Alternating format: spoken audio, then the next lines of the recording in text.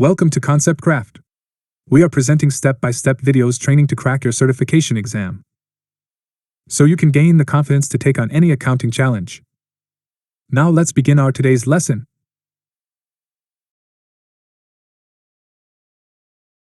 Closing the books. Learning outcomes. In this lesson, we'll cover closing the books and running an exceptions to closing date report. Topics. What's involved in closing the books? Using the Close the Books tool. Setting a closing date and password. The exceptions to closing date report. Changing a transaction after the books have been closed. Protecting your work. When you or your client finish reviewing a financial period, you'll want to lock it to prevent changes. Problems can arise if transactions are added, deleted, or changed after the books are closed. How can you and QuickBooks Online help? QuickBooks Online allows you to close your client's books at any frequency you prefer. You can set a closing date, or even a password to help prevent changes after you close the books. Any changes made to the company file after you close the books will be logged. You can run an exceptions to closing date report to see the changes. What's involved in closing the books?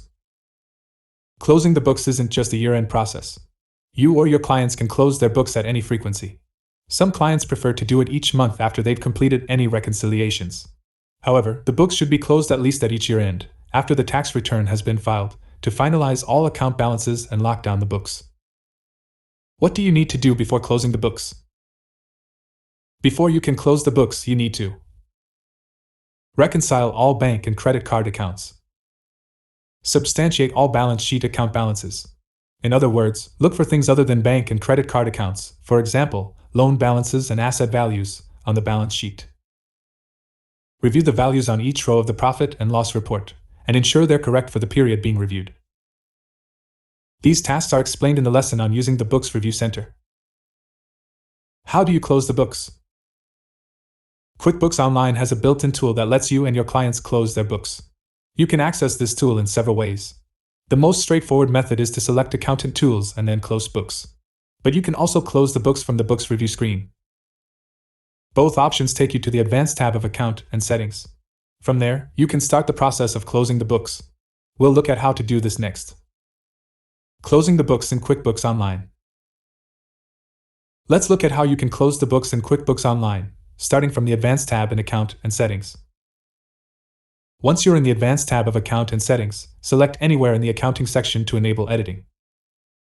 Use the Close the Books slider to start the process. Set a closing date. It can be the current date, although typically it's at a period end. To protect the books with a password, select the Allow Changes after viewing a warning and entering password option from the drop-down. This prevents unauthorized users from making changes. Note that users with admin access or access to the company file via QuickBooks Online Accountant can change the closing date and password. Enter and confirm the password. Next, select Save. Finally, select Done. That's it. The books are now closed. Setting a closing date and password. You should protect your books with a password when you close them to prevent unauthorized users from making changes. Who can set a closing date password?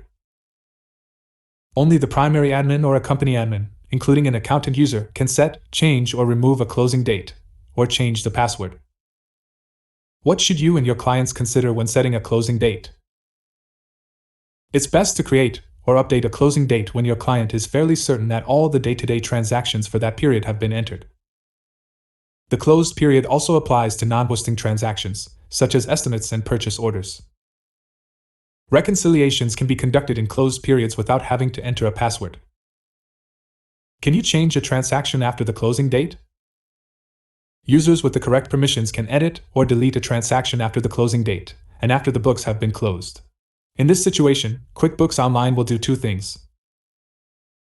Display a warning asking the user to enter the closing date password.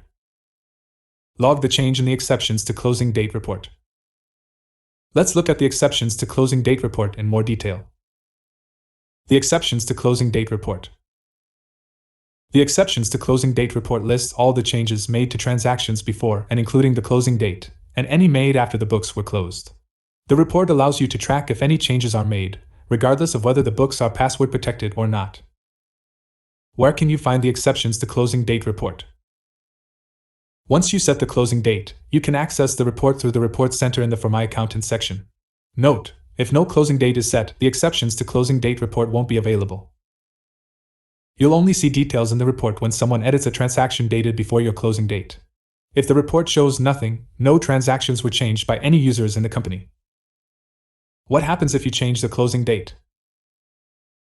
Changing the closing date erases the existing exceptions to closing date report and starts it again from scratch. You'll only be able to track changes that occur after the new closing date. This means it's a good idea to save and export the existing exceptions to closing date report as a PDF before changing the closing date. You'll see that the exceptions to closing date report doesn't initially display details. However, you can expand some of the groupings to display the detail within them. To expand all these groupings, select the Show All link in the top right corner of the report before saving the report as a PDF or printing it. To save and export the report as a PDF: 1. Select the printer icon. 2. Choose Save as PDF from the Destination drop-down.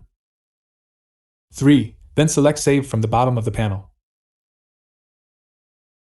Note: if you remove the closing date altogether, not only will the exceptions to closing date report's contents be erased, but the report won't even be available to run. So it's not a good idea to remove the closing date. Running the exceptions to closing date report. Let's see how you can change a transaction after closing the books and how the exceptions to closing date report can identify this.